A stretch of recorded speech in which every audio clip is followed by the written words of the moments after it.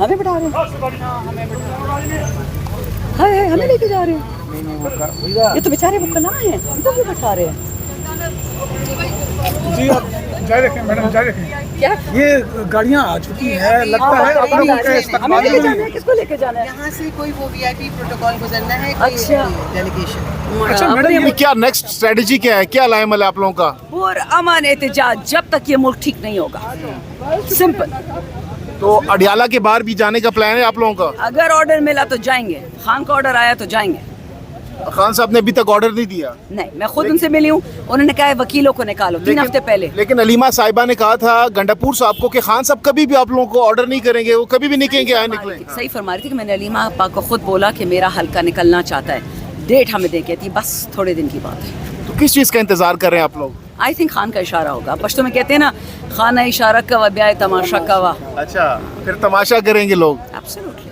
وطن کے لیے کچھ بھی قربان ہے, پاکستان کے لیے ہر چیز قربان ہے. ٹھیک ہو گیا.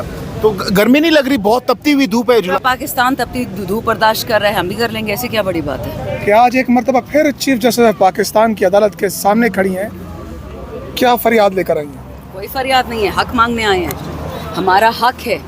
آئین اور قانون بہت واضح ہے اس بات پہ. جو پارٹی لڑے گی, جو جیتے گی, اس کو سیٹ ملے گی. یہ اپنے آپ سے نیا قانون بنا کے جو ہارا ہے اس کو سیٹیں دو. لیکن یہ تو ہونا تھا, جو 300 ووٹ لے کے آئے اس کو پی ایم بنا دیا, جس نے 1 ووٹ بھی نہیں لیا اس کو پریزیڈنٹ بنا دیا, جس نے 17 ووٹ لیے اس کو سی ایم بنا دیا. یہ تو مذاق بنا دیا پاکستان کا. عوام ڈزنٹ میٹر. چلو ٹھیک ہے, عوام از یوزلیس, ڈزنٹ میٹر.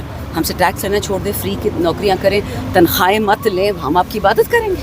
لیکن یہ تو نہیں ہو سکتا نا کہ پیسے ہمارا, مرضی ان کی. مقصد کیا لے کر آئی ہیں وہ بتائیں. ایک مقصد حقیقی آزادی پاکستان کی. خان کی آزادی کی بات کر رہی ہیں, خان صاحب کے اوپر تو سنا ہے کہ ایک اور کیس ڈالنے جا رہے ہیں اور وہ بھٹو طرز کا ہو سکتا ہے. پاکستان آزاد ہو گیا تو خان آٹومیٹک آزاد ہے. وہ شیر کا بچہ جیل میں بیٹھا ہوا ہے, اس کے ڈیلے پہ ڈیلے آفر ہوتی ہیں جو ہم سنتے ہیں. کوئی کہتا ہے لندن چلے جاؤ بھگوڑوں کی طرح, کوئی کہتا ہے سیاست چھوڑ دو, کوئی کہتا ہے -1 پروگرام اپنا لو, کوئی کہتا ہے 2 سال خاموش ہو جاؤ اور یا جیل بیٹھو. کہتے میں جیل بیٹھتا ہوں. اس کے پاس کمی کیا ہے؟ بچے, پیسہ, نام, عزت, چلا جاتا ہے, لندن نہیں جاتا. کچھ لوگ کہہ رہے ہیں کہ پی ٹی آئی میں جو ہے ڈویژن ہے, کچھ لوگ کمپرومائزڈ ہیں. شاید یہ وجہ ہے کہ عوام سے اس طرح تعلق نہیں ہے جس طرح ہونا چاہیے. دیکھو, ہر پارٹی میں ڈوز اور ہاکس, مفاہمتی مزاحمتی ہوتے ہیں.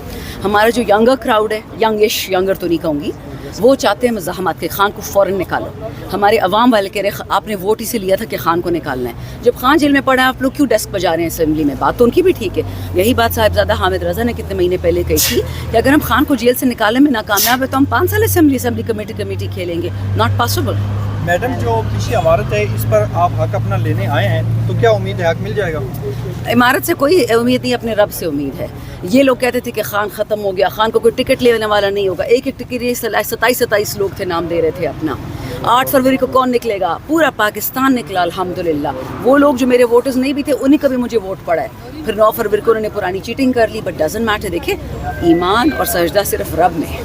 میڈم یہ بتائیں, شہریار افریدی کا معاملہ سامنے آپ نے کہا کہ اگر وہ استعفیٰ دیتے ہیں تو آپ استعفیٰ دیں گے, تو ابھی تک کیا پیش رفت ہے اس حوالے سے؟ کیا راضی کر لیا گیا ہے, کیا ہوا؟ شہریار, عثمان ڈار, میں بتاتی ہوں, شہریار, عثمان ڈار, ریحانہ ڈار, عمر ڈار, ان سب کے ساتھ بہت تکلیفیں ہوئی ہیں. ٹھیک ہے, ان کی فیملیز پہ بھی ہوئی ہیں. یہ غزالہ سیفی میرے ساتھ کھڑی ہیں, ان کے ہسبینڈ کو ابڈکٹ کر لیا تھا. بہت کچھ ہوا ہمارے لوگوں کے ساتھ. پھر بھی خان صاحب کے ساتھ کھڑے ہیں, ڈاکٹر نوشین حامد, رخسانہ بی بی میرے ساتھ کھڑی ہیں. یہ ساری ہماری MNAs ہیں جو آگ کا دریا تیر کر کے آئے. ٹھیک ہے, Shahryar is one of them.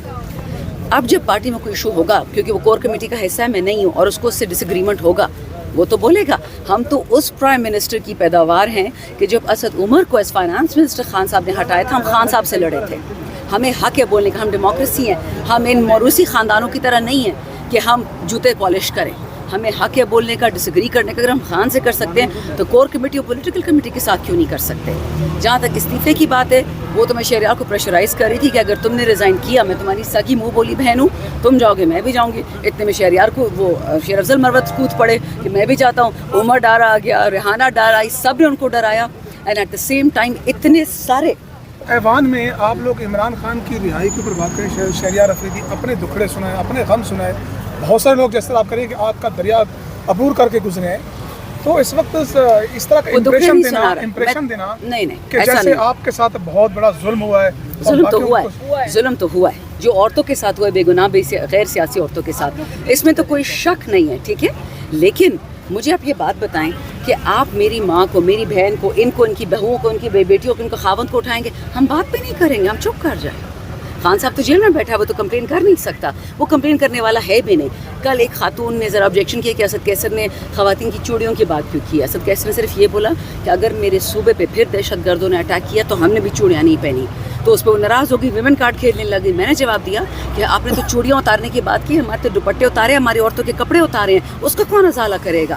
بہت آپ ہیومن رائٹس والے نہ مریں. میں جیل گئی تھی، کسی نے بات نہیں کی. میری والدہ پہ اٹیک ہوا، کسی نے بات نہیں کی. ان عورتوں پہ اٹیک ہوا، کسی نے بات نہیں کی. تو یہ ڈرامے ہم نہیں مانتے کسی یہ جو کے. فوجی آپریشن کی بات کی جا رہی ہے، ایک طرف آپ کا وزیر اعلیٰ جو ہے وہ میٹنگ میں بیٹھا ہے، دوسری طرف مسترد بھی کر رہے ہیں، اصل تحفظات ہیں کیا؟ مجھے نہیں پتا، آج شام 5 بجے پتہ چلے گا. علی امین کے ساتھ میٹنگ ہے.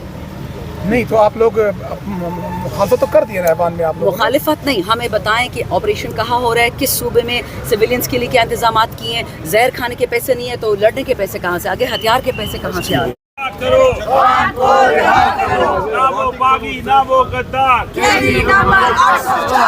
جی اس وقت پی ٹی آئی کے جو ایم این ایز ہیں یہاں سڑکوں پر آ گئے ہیں. شاندانہ گلزار صاحبہ آپ اس وقت موجود ہیں سپریم کورٹ آف پاکستان کے باہر، کیا مطالبہ لے کر یہاں پر پہنچے ہیں؟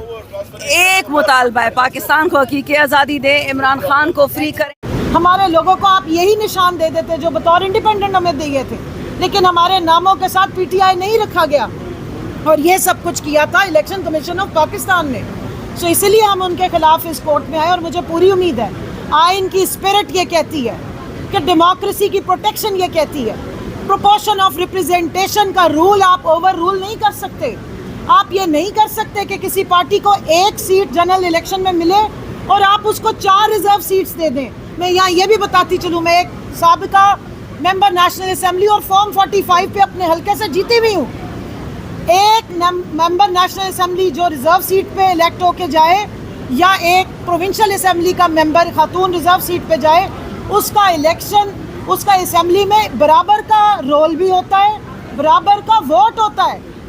آپ ایک پارٹی جس کی 16 یا 17 سیٹس ہیں، اس کو 10 سیٹیں آپ اٹھا کے خیرات میں یا تحفے میں دے رہے کیونکہ وہ آپ کو پسند بہت ہے، اور آج انہوں نے نعرہ بھی لگا دیا ووٹ کو عزت دو، اپنی محبت کا اظہار بھی کر دیا کبوتر والی سرکار سے. تو مجھے بتائیے کہ آپ 10 ممبران تو ان کو الیکشن کمیشن کی طرف سے گفٹ مل گئے، گراؤنڈ پہ عوام سے تو وہ ووٹ نہیں لے سکے. گولی کی سرکار نہیں چلے گی، نہیں چلے گی. لاٹھی گولی کی سرکار نہیں چلے گی، نہیں چلے گی. 47 کی حکومت نہیں چلے گی، نہیں چلے گی. 47 کی حکومت نہیں چلے گی، نہیں چلے گی. IMF بجٹ، IMF بجٹ 47 کی حکومت. جی شاندانہ گلزار صاحب، یہ